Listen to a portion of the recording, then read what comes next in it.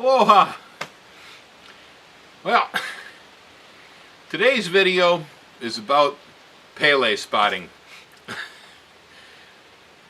With the eruptions in Leilani Estates and the ejection out of Pu'u'o'o, and now with the Halema'uma'u in the park up here, getting ready to go ahead and blow rocks and steam.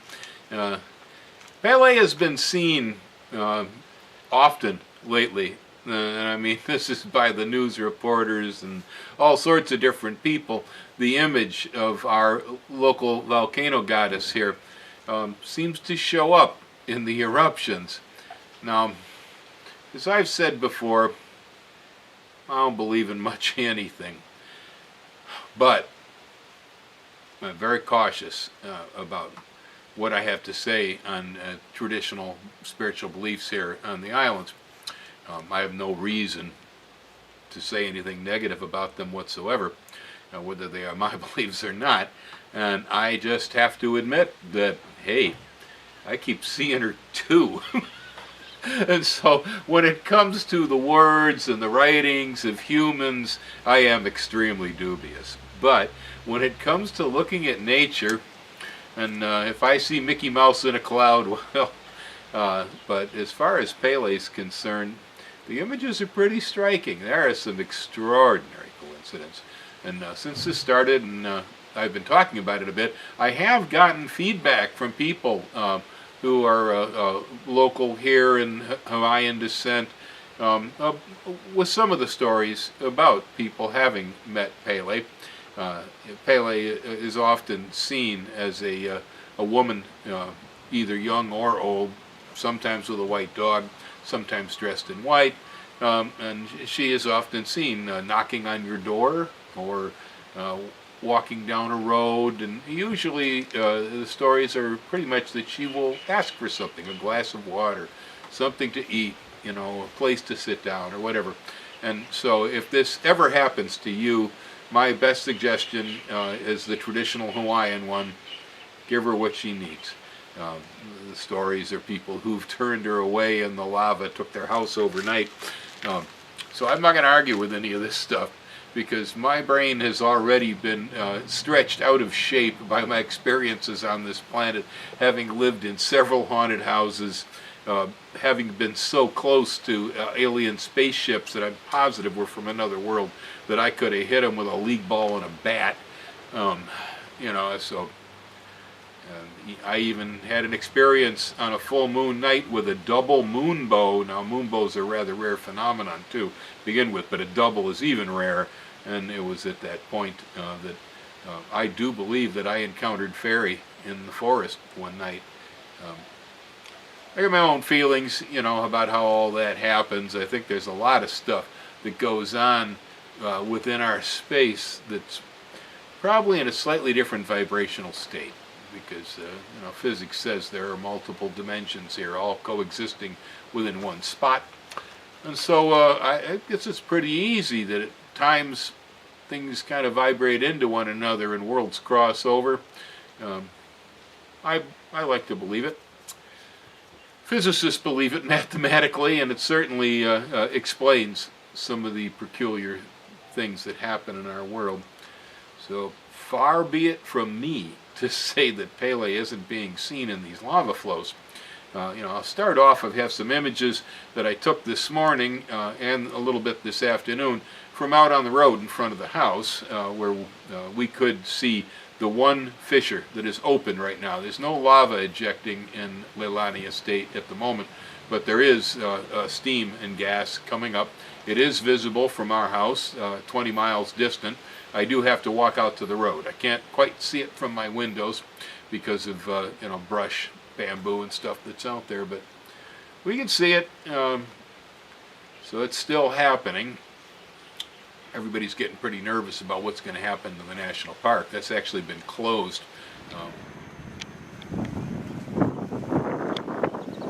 So far, there's only one smoker this morning.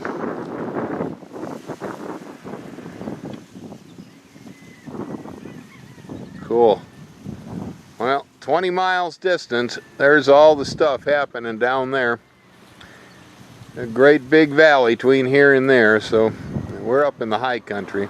The next image I'd like to show is this image of a flow that was taken from the helicopters in Leilani Estates as the vents were active, and it's one of the bigger flows. Covered most of Makame Street over there, which is where my buddy Jim's house is now under 10 foot of lava, car and all. That flow, when I first looked at it, I said, oh my goodness, geez, that looks so much like a human face with hair coming out behind it and a headdress across the top of flowers, you know, a lei around her head. And I mean, it just looks like Pele, you know, there's eye sockets, there's a nose, there's a mouth, there's the hair.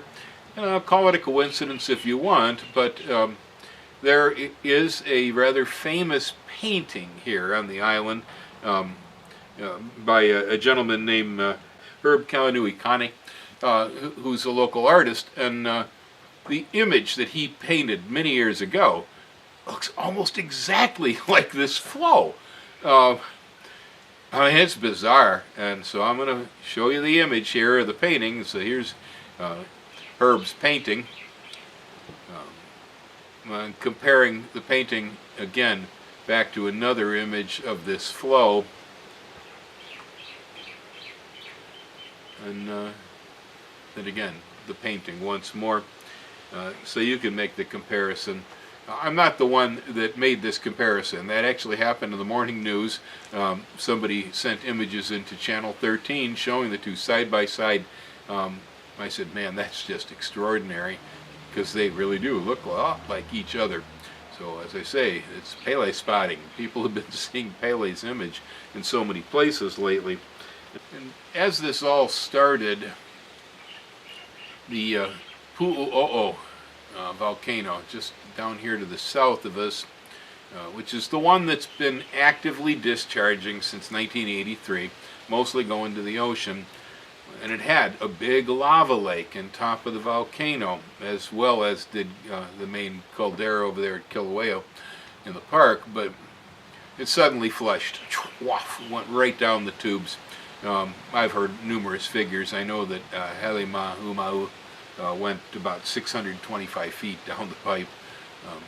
Anyway, as that lava lake drained, there was an ejection up out of Pu'u'o'o of dust, ash, which we don't usually see too much of around here. And the geologist said, well, it's a red dust cloud. And yeah, red, cool. I looked at it, I said, that's pink. And well, of course, you know, pink is kind of a feminine color. Pele is a volcano goddess.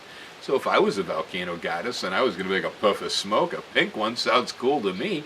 And sure enough, you know, you can take a look at it, and it looks pink. It'll be the first time I've ever seen a pink volcano. Kind of cute and fluffy, you know, for a volcano. The day that these flows started, the day that this really began, there was quite a discharge from Pu'u'o'o, and here's an image of that discharge. Again, the dust cloud is pink, which is rather odd. But if you look at it, you'll see it really appears as if it's the shape of a woman laying on her back. You can see the head up top there. She's got some sort of a lei of flowers around her head, you know, headgear, the face, the arms. There's even, you can even make out a couple of breasts on this cloud of gas, and then it gradually tails down towards the volcano. You can see the hips and the legs and the whole works, arms. Very much a human sort of a form in the gas cloud. Well, you know, it's a cloud of dust, right? It's a pink cloud of dust. It's coming out of a Hawaiian volcano, where the volcano goddess is feminine. The cloud sure looks like the shape of a woman coming out of a volcano. But, you know, again, use your own judgment on this. I'm not trying to convince anybody. I just thought it was pretty interesting, because this kind of Pele spotting goes on over here on the island frequently. It's not at all unusual that we get this. So you know the image of again of Pele knocking on your door asking for water. This is traditional, and there are many stories about it. Again, I had one relayed to me by a local. There's little doubt in my mind that the shapes of these eruptions and do resemble something that's a little bit human or a little bit alive. I think the first time though that I really snagged onto this and just started to cross the line between it's legend, you know, and Hawaiian myth, or no, there might be more to it than just a little legend. It happened when the national park up here, about, I don't know, a year or more ago, I can't quite remember the date anymore, but the national park had a 100th anniversary. I believe it was the 100th anniversary of all of our national parks, not just this one. And so we went up and we hung out with the rangers, and I learned how to play, you know, traditional Hawaiian games with black and white stones, and Ellen learned how to make leis, and it was, you know, it was all good fun. It really was. It was a great time. But the helicopters that are constantly flying around here, anytime you hear me cussing or you hear a noise in the background, it's our sightseeing helicopters. They're nonstop. Well, one of the helicopters that was flying over the top of Pu'u'o'o that morning, there was a good lava lake in the caldera at the point, right on the 100th anniversary. We ended up with a smiley face in the lava in the caldera. Here's the images. I mean, take a look at this. That is really extraordinary. I mean, yeah, all right, it's a curved line, you know, of hot lava that looks like a smile in two spots to make the eyeballs, and so, okay, you know, but man, I've looked into lava lakes a lot around here, and there are a lot of people here who looked into them even more often than I have by a long shot. And I never seen a smiley face in one before, let alone on the 100th birthday of the national park, and the volcano is grinning back at us. I'm sorry, it's just a little bit too much for me. Well, you know, so again, I'm not one who is a deep believer in much of anything, but I can't blow this stuff off, and I don't make it up. You look at it, you judge for yourself, because we experience this Pele spotting here in the island frequently. It is not unusual. So, anyway, aloha. Y'all have a wonderful day, and if you happen to spot Pele, I hope she's not in your backyard in the mainland, you know, that she's here somewhere in Hawaii, because this is where she belongs. Aloha.